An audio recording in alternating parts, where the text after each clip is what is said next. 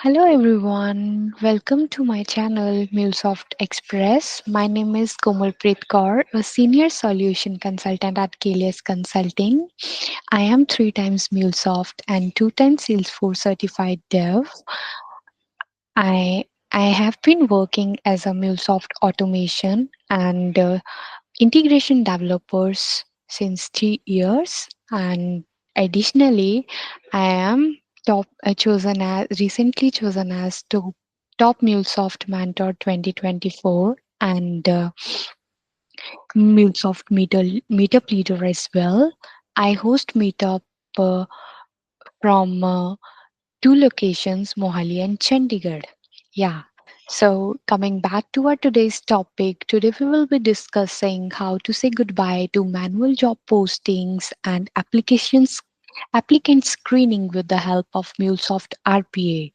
Before moving forward, let's start with the disclaimer. So, the content provided in this blog will is intended for the informational purposes only and reflects the author's views and opinions at the time of publication.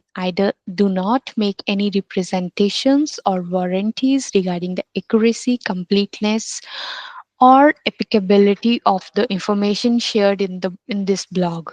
So let's begin with the overview. In this use case, we will explore how MuleSoft RPA can streamline and automate repetitive and rule-based tasks in human resources, that is HR department. The focus will be on automating the process of job posting and applicant processing for a hiring specialist. Let's deep dive into the use case. So let's take an example. Jane is an hiring specialist at a multinational company who handles high volume of tasks daily to manage company's hiring processes. Her primary responsibilities involve uploading job postings based on provided CSV list. Jane uploads job posting for various departments and roles to the company's job portal. Then the next task she does is processing applicants. Once the jobs are posted, Jean processes applicants for each job and reviewing their qualification and ensuring they meet specific criteria. These are the tasks which are very repetitive, rule based, and prone to human errors, leading to inefficiencies and burnout for Gene. MuleSoft RPA can easily help to automate these processes, increasing accuracy and efficiency. So, yeah, let's jump to use case workflow where I will describe you the steps that we need to follow. So, firstly, step number one is log into the job portal. Firstly, the bot will automatically log into the job portal. Then, the next step is going to be job posting upload. Using a CSV file containing job details, MuleSoft RPA bot can upload multiple job postings to the company's job portal automatically. Third step will be applicant processing. After each job posting is live, MuleSoft RPA bot will fetch the list of applicants for each job. Then, based on certain criteria, it will process the applicants. That will be the step number four. So, what are the key criterias on the basis of which we will evaluate the applicants? So, number one criteria is education level match that ensures the applicant's education level matches the job posting required education level. For example, ABC candidate has a education level diploma, but the education level of job is a degree, then it means it is a mismatch. That means that applicant will be rejected. But if both the job post education level, and candidates or applicants education level. A diploma, that means it's a match which will result in next criteria, that will be pre-screening score. If once the education level matches, only those applicants will be passed uh, to get filtered from the pre-screening score criteria. If the pre-screening score of an applicant is above 70, then only that applicant will be approved. So this is the whole use case workflow. Yeah, so let's, before jumping into the implementation, I want to show you how this automation works. Then we will discuss all the implementations steps in detail, definitely. Let me run my bot. And now the first step is going to be login to job portal. Now bot is logging into the job portal. Firstly, it is going to download the CSV. CSV is downloaded, username, password is provided, and the bot has successfully logged into the portal. Now it clicked on new job posting. It is going to fill the details after reading the CSV. It is filling the detail of next job. Now it is going to fill the details of job number 3. So I believe there are only 3 records in the CSV. That's why it has posted 3 jobs. Now it is going to approve or reject the applicants. You can see it. The first one is the education level of job and education level of applicant matches. So it has approved that candidate because its pre-screening score is above 90. Second one is rejected because of its education level mismatch. Third one is also rejected because now you can see the educational level of third candidate is same, but the pre-screening score is less than 70. That's why it has rejected. So this is how it will go on.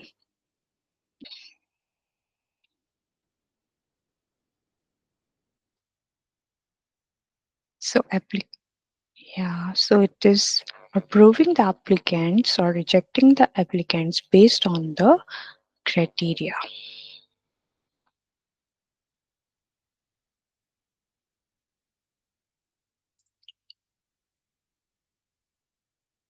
So now it has moved to the job number 2nd. Now its education level is degree. The first candidate's education level is degree. Screening score is also higher than 85. So that's why it has approved. Same is true for second one.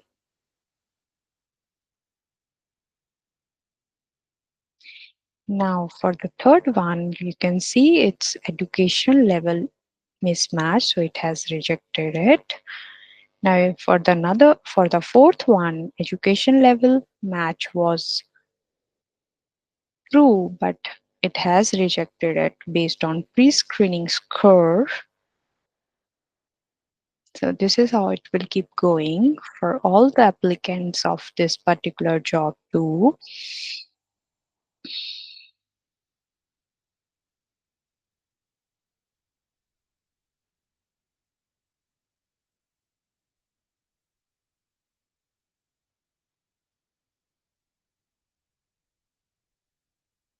Now it has moved to job number 3.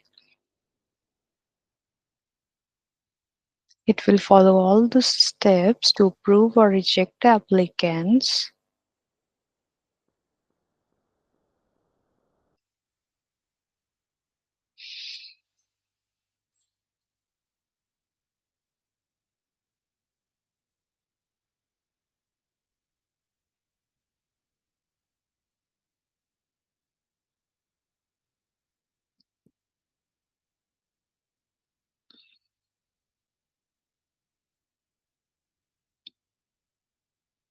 So this is how it has approved and rejected all the jobs. Now it has approved and rejected all the applicants corresponding to specific jobs successfully. So this is how it works. Now let's deep dive into the implementation.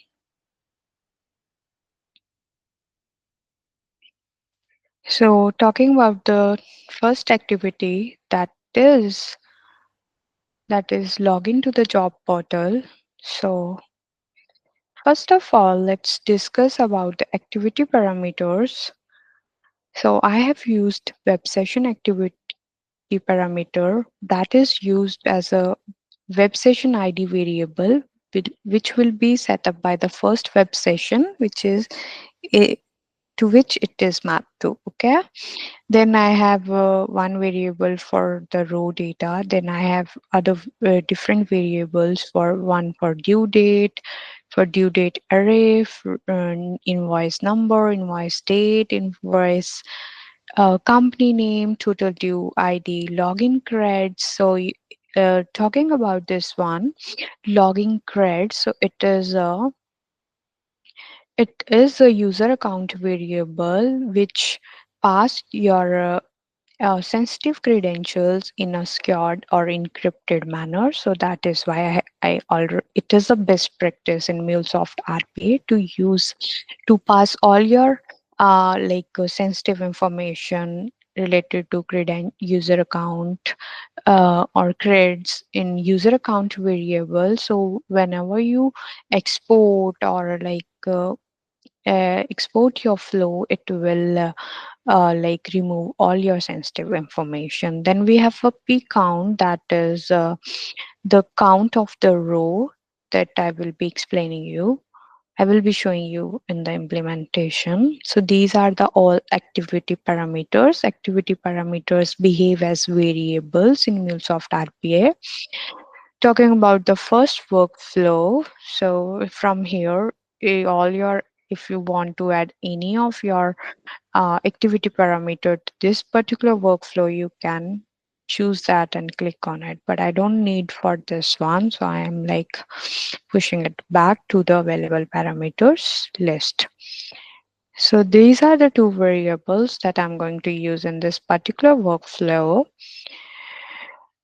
Talking about the login block, so first of all, as we are going to download a file, that is datatable.csv. So firstly, we need to make sure there must not be any file that is present on that particular location with the same name. So you can see I have used one environment variable user profile here, which is used to dynamically fetch the user profile of the system. So whenever you push your code to the prod, it is never going to be on the same system, or so at that time you don't need to worry about we should not code user profile in the directory path. We should always use user profile for that. So first of all, we will try to make sure, if we will see if the file is present, then it will delete it. If it will won't be present, I'm not going to like pop any error because it's not required for my use case. Then after that, we have used user account decryptor, which is used to decrypt the sensitive information or the user account credentials. So this is how, using the activity parameter, I have mapped it to that particular login grids uh, activity parameter. So once that is done, our next step is going to be log into the job portal. So if you saw here, let's do one thing. So you will see here, for completing this challenge, you will download the job list. This is how. the file will get downloaded. Yeah, once that is done, you will start the challenge. Click on Start the Challenge. So to click on the download list, I have chosen click type as single left click, and then I have given the XPath of that particular element. Then it will click the job list first. After it will click the Start Challenge. Same, I have chosen click type, and an element XPath is being provided here. Once that is done, then you can see on the another web page, like you have to give enter your username and password, and then you need to log into your to the job portal. So for that, I am using keystroke to web element wizard, which is used to input text for a particular element using its XPath. So I have given the XPath of user name element. Then I'm giving in the keystroke settings, input text is being to the decrypt login creds username. Then and similarly, we have corresponding to passwords XPath. We have mapped it to the decrypt login creds password. After that, bot will be clicking on this. So click type here I have selected single left click, wait for the page load. Sometimes it take a while to load a web page, so that is why I have used this click here. And the XPath of the login button is being provided, so it will click on that accordingly. So this is how we will be able to log in into the job portal. So once that is done, now it is going, I have used, so here you will see all the activity parameters. Now you will see here in the web session, I might skip that portion. So uh, in the web session wizard, you need to give a web session ID that will be the used as a web session ID to continue the same web session. So the initial URL I have given here, and then if you want to add additional arguments, like you want to run it in incognito mode, you can add those parameters here. So this is the one thing I missed, I believe. Yeah, so talking about the job posting, now you can see in this Scrum session, I'm not passing any URL. I'm just using that the same the previous web session with by mapping it to web session ID, right? So for read now, our next step will be reading the CSV and then posting jobs. I am using file controlled loop that is used to read the CSV or any special character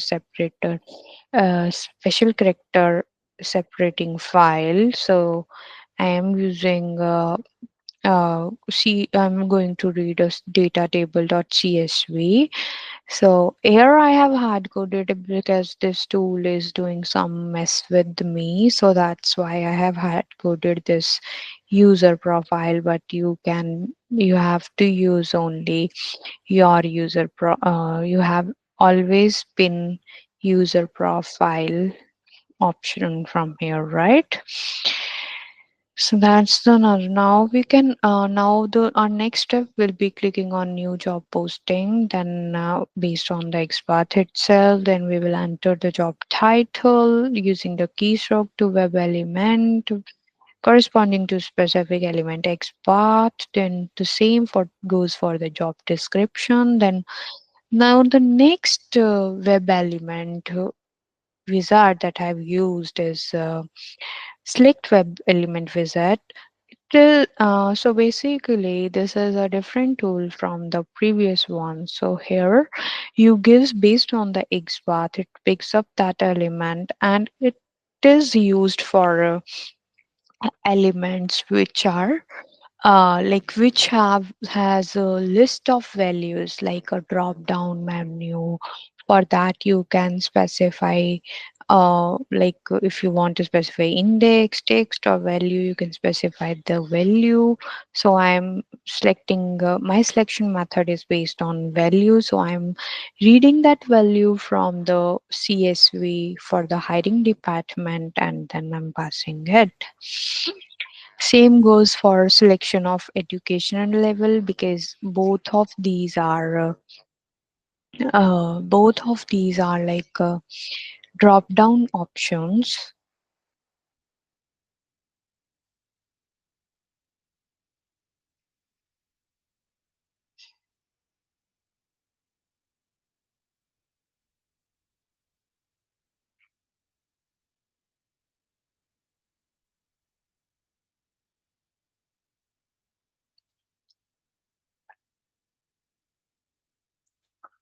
Yeah, so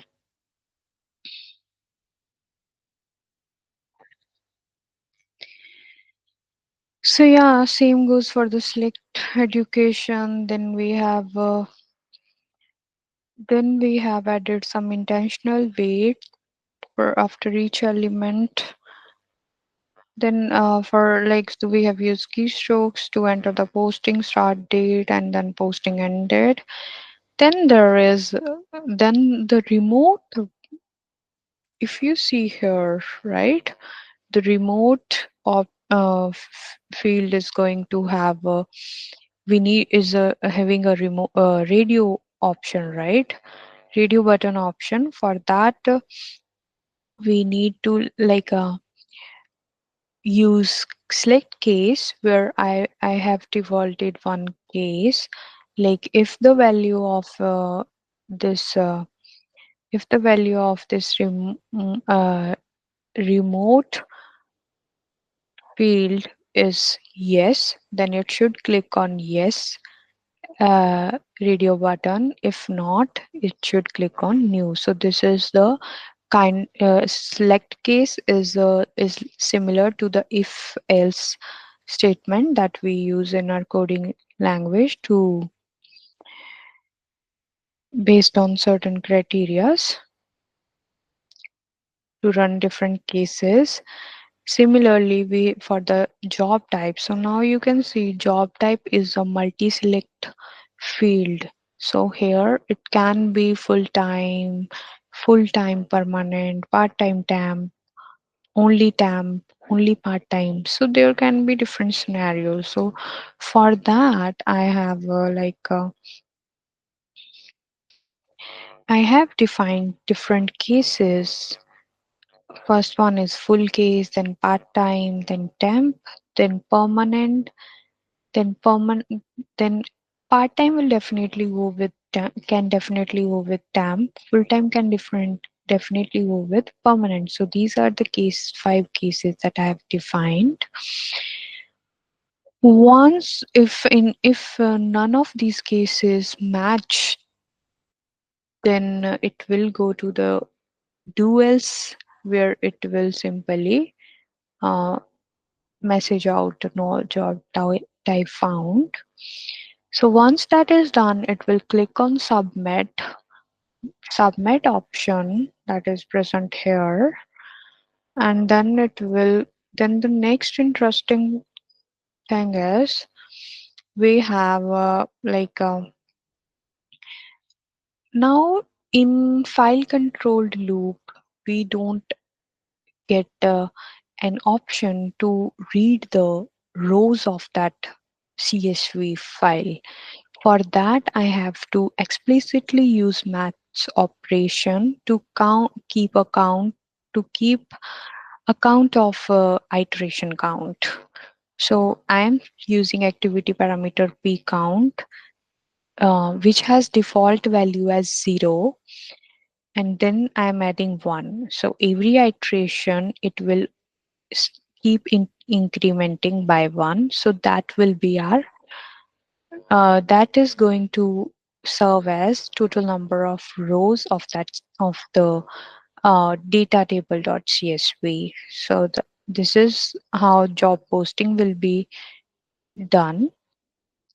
Now the next is applicant processing. So talking about the iterate over number of posted jobs, we will be using p count as iteration count. So total number of iterations that will run will be based on p count, that is the number of rows that were present in data table.csv. Its start value is going to be 1 and increment value will also be 1. So first of all, it will, yeah, so let's move ahead. So yeah, first of all, as we have already seen, it will click on the view applicant list of first posted job. Then it will work in FIFO for clicking on view applicants for different newly posted jobs. So firstly, it will first now the next element that we will be using will be combined strings wizard. So now every time we will be clicking on view applicant button, but it will be based on different job jobs, right? So we are dynamically clicking on view applicant of succeeding newly posted jobs based on the p count. First, in the first iteration, it will click on view applicant list of first job, then second, then third, and so on. So view applicant to job, then it will combine string is used to dynamically integrate different variables. So here we have a p count variable is being add dynamically added here for dynamically serving the X path for different view applicant buttons. Then it's the same, we will be using that combined string that will be clicking, we will be clicking on view applicant. Then after that, get web element wizard that is used to get the value of particular web element. Then based on its elements XPath. So it will get same goes for the applicant table. Now education level education level we are going to use that value for the now this is the education level of the job post. For example, a job post is having education level diploma. Then we need to Then the next will logic that I have used is to get the data of the table. Once we get the data of the table, right, based using the export, we need to determine the number of applicants, total number of applicants. How we will be doing that? For that, we need to like what I have seen that approve and reject options are present corresponding to each applicant, and it will be a global thing that if there will be an applicant according to this use case, we have to approve or reject. That means these two buttons will always be there corresponding to every applicant. So that is why I have used check rejects wizard, which will be like giving me the total number matches which has approved, right? So that count I'm going to match count I'm going to use as iteration count for approving the applicant.